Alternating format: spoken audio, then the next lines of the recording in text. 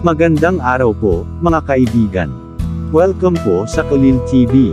Atin pong tunghayan ang aking kwento na pinamagatang, We Will Always Be Together. Pero kung bago ka pa lang sa aking channel, paki-like po ng aking video, paki-click po ng subscribe button gayon din ang bell icon para lagi kayong updated sa mga paparating ko pang uploads.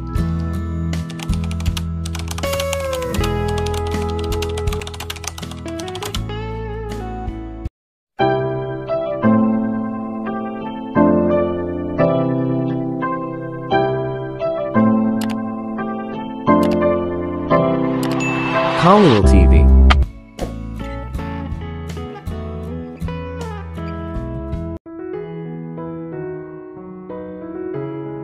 Part 19.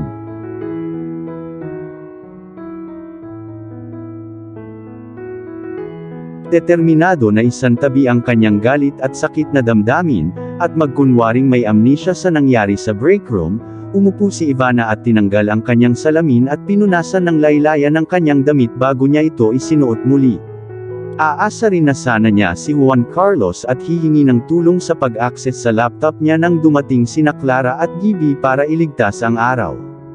Binigyan siya ni Clara ng paunang pag-access at pinaalalahanan siyang palitan ang kanyang password, habang si Gibby ay nagpaalam sa kanya tungkol sa schedule ni Juan Carlos para sa araw.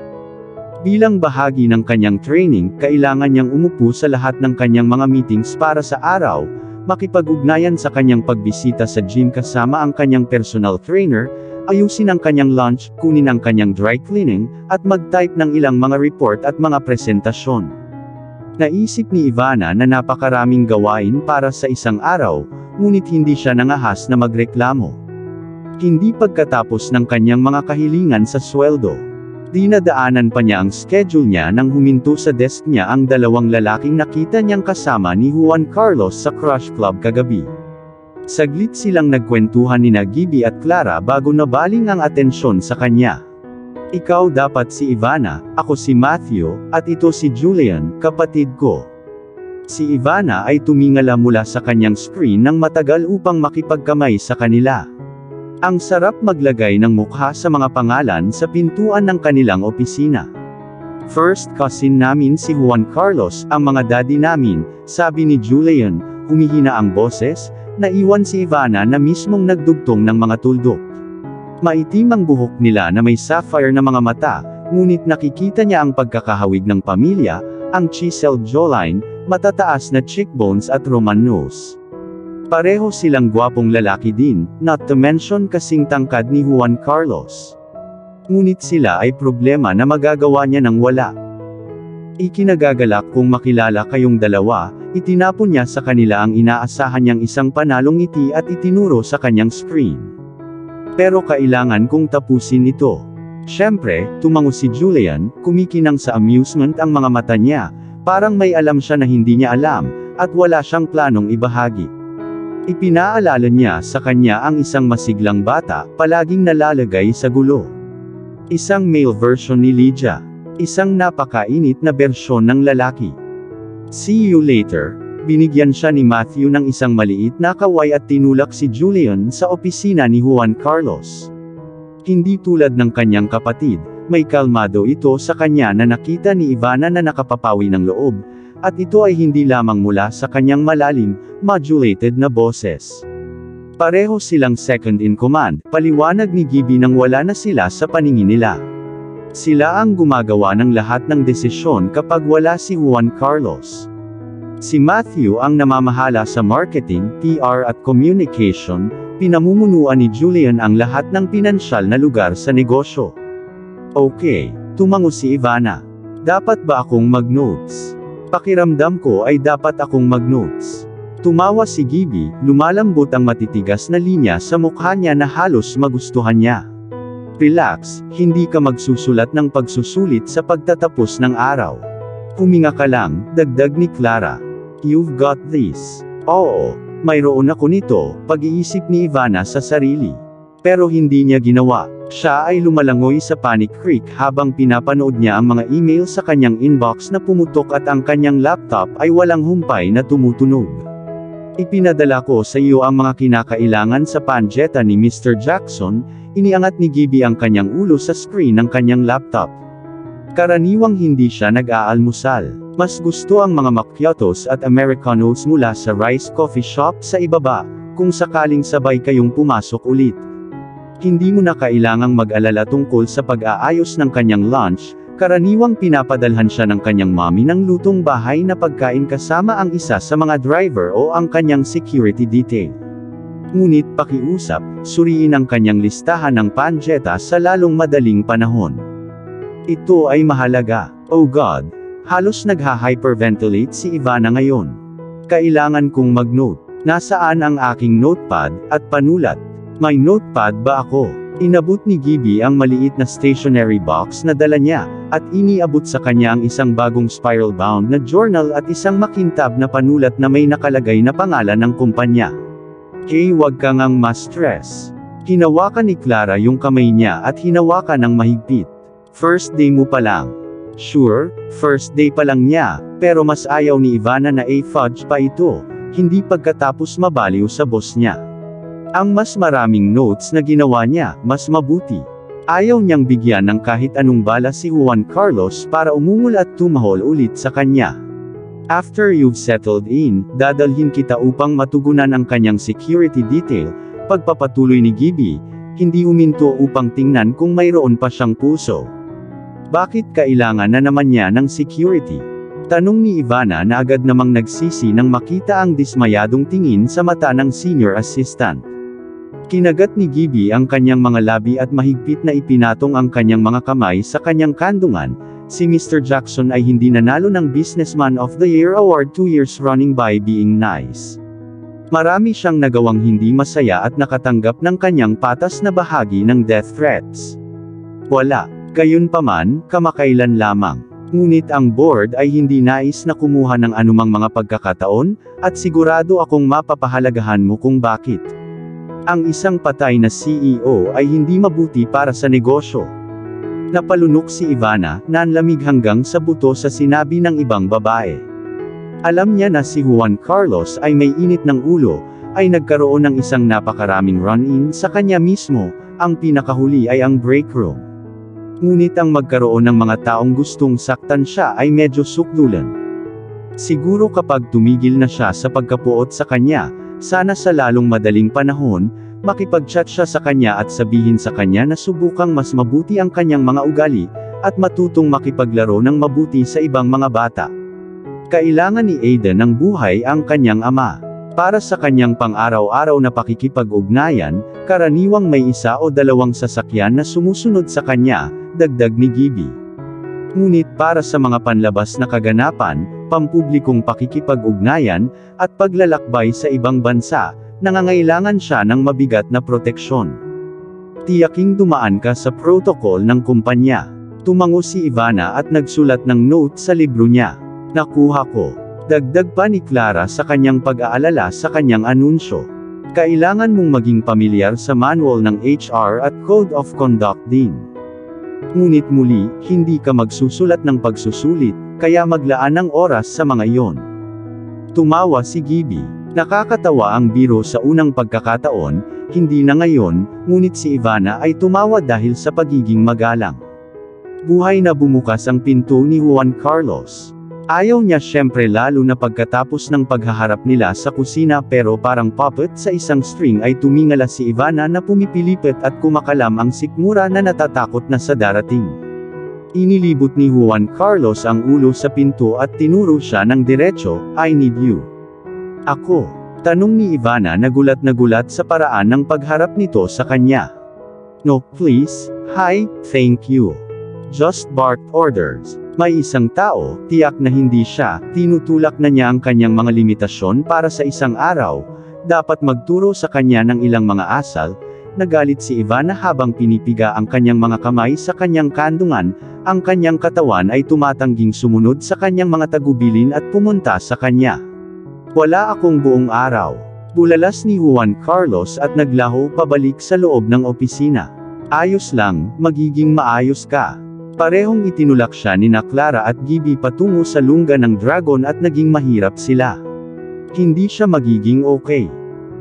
Bumukas ang pinto pero kumatok pa rin si Ivana. Hindi niya akalain na kaya niyang pumasok sa opisina ni Juan Carlos, at dahil hindi pa siya nagkaroon ng pagkakataong dumaan sa dokumento ng company protocol, mas gugustuhin niyang magkamali sa panig ng mabuting asal. Pumasok ka at isara mo ang pinto, sabi ni Juan Carlos mula sa likod ng mesa niya. Yes, Mr. Jackson. Sinunod ni Ivana, na napansin ang kahubaran ng kanyang opisina. Masyadong malayo ang ginawa niya sa minimalism sa kanyang opinyon. Ngunit muli, ano ang alam niya tungkol sa palamuti?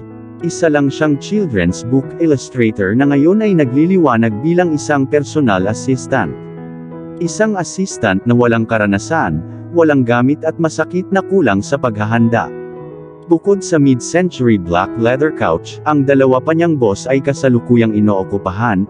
Ang tanging upuan ng bisita sa room ay ang hawker egg chair sa harap ng floor-to-ceiling na bookcase. Ang mga magazine ng Business Insider ay may linya sa glass coffee table, and a bold patterned rug serve, ang nagsilbing room centerpiece. Ilang impresyonistang mga painting ang nakasabit sa magkabilang gilid ng humongous TV screen na nakaharap sa millions of books, makintab na mga parangal at maliit na pambihirang kakayahan na nakolekta ni Juan Carlos sa mga nakaraang taon, na naglinya sa mga shelves sa tapat ng dingding. Ang mga kopya ay walang dapat isulat tungkol sa bahay ngunit walang alinlangan na nagkakahalaga ng isang braso at isang binti. Lahat ng bagay sa kwartong ito, napakalaki sa kanyang pagkalalaki, ay tumingin at amoy mahal. Ang kulang kay Juan Carlos sa way ng mga furniture, higit pa ang ginawa niya sa alak. May mga toneladang bote, ang ilan ay puno pa at ang iba ay halos walang laman, cognac, whiskey, bourbon at spirits na nakakalat sa marble top bar sa kaliwa ng marangal na itim na pinto na inaakala ni Ivana na patungo sa kanyang pribadong banyo. Ngunit ito ay ang tanawin ng Castle Bridge sa likod niya na minahal niya at ang napakaraming skyscraper na tumatayo sa skyline ng lungsod. Nai-imagine na lang niya kung gaano ito kaganda sa gabi, na may mga bituin at mga ilaw ng lungsod na nagliliwanag sa kalangitan. Natutokso siyang tumakbo sa telescope na nakasandal sa harap ng bintana at sumilap kahit papaakyat pa ang araw sa maaliwalas na kalangitan at walang nakikitang mga bituin. Kung doon ka nang tumingala sa view. Tumikam si Juan Carlos at sumandal sa upuan niya habang nakapatong ang mga siko niya sa desk. Pinagsalikop niya ang kanyang mga manggas at itinapon ang kanyang lounge jacket sa headrest ng kanyang upuan, ngunit ang kanyang itim na korbata ay nakasabit pa rin sa kanyang leeg. Kailangan ko ng isang detalyadong report sa mga influencer na hindi kasalukuyang nakasponsor ng mga kumpanya ng logistic. Ngunit sinabi ni Gibby na dapat panimula ni Ivana, ngunit ang natitirang paliwanag niya ay namatay ng mabagal na pagkamatay sa kanyang lalamunan nang mahuli niya ang inis na kislap sa mga mata nito. Nagbabayad ba si Gibby ng sweldo mo?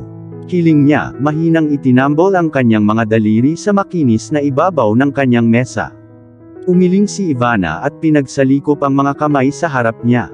Then what made you think na may pakialam ako sa sinabi ni Gibby?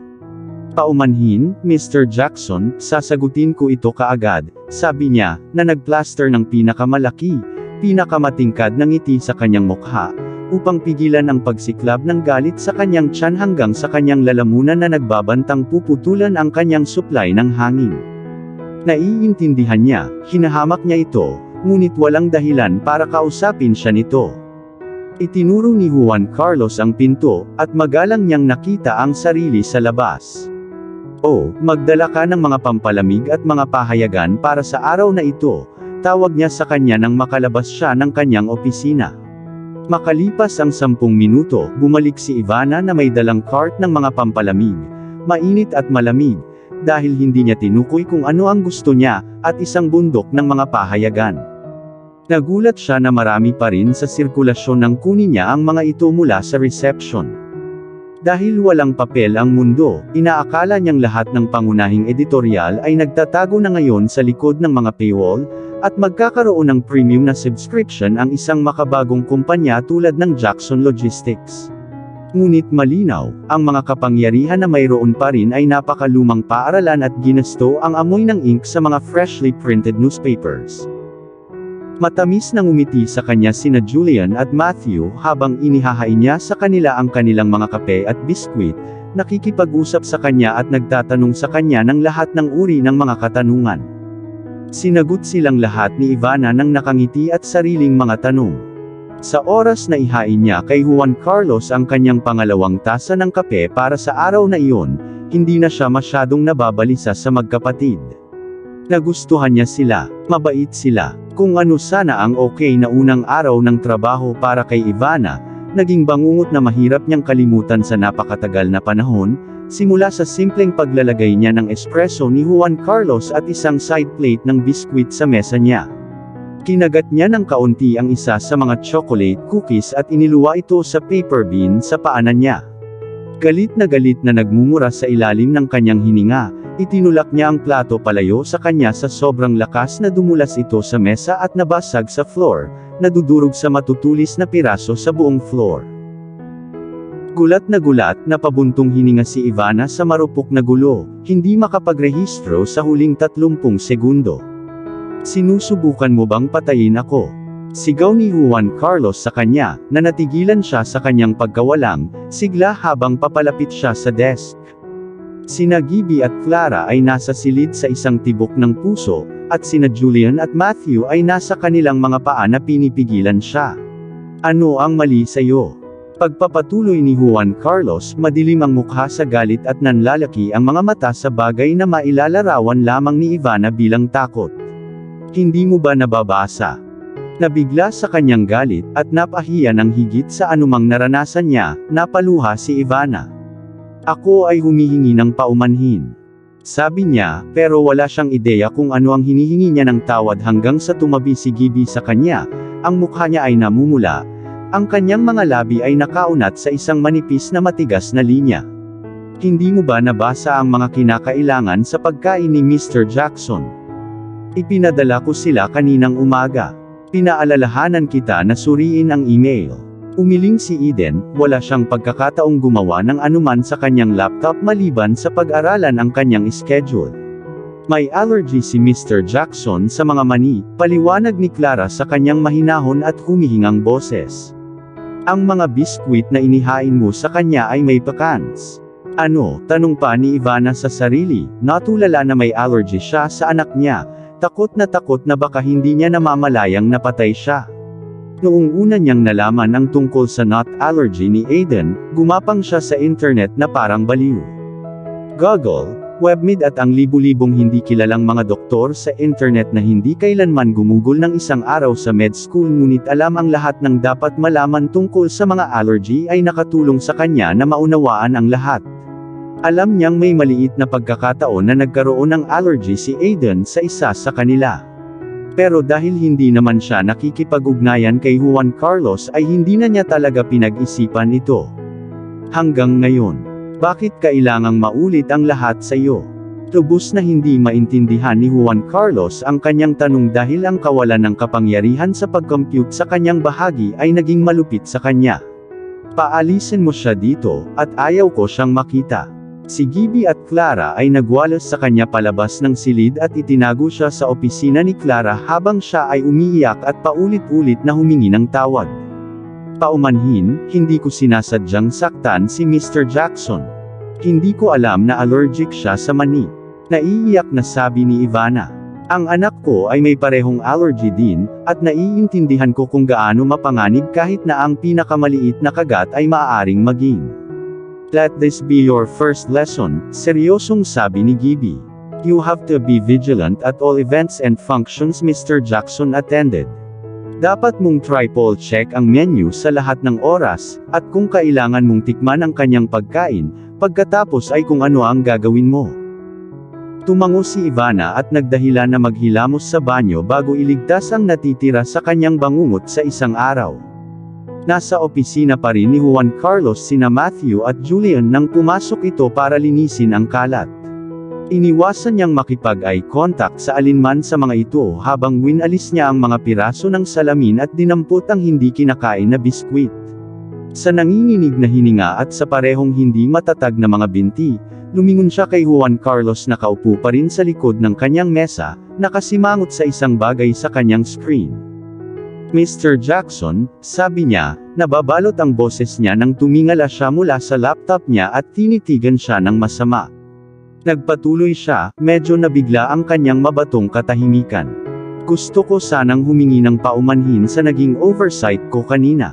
I assure you sir, hindi na mauulit ang ganito. Tama ka, it won't, malamig na sabi ni Juan Carlos. You're being reassigned. Excuse me. Naguguluhan at nataranta sa biglaang pangyayaring ito, tanong ni Ivana. Oo naman, siya ay nag-fucked up, higit pa sa sinumang dapat manggulo sa kanilang unang araw. Ngunit hanggang sa muling pagtatalaga sa kanya, di ba medyo extreme yun?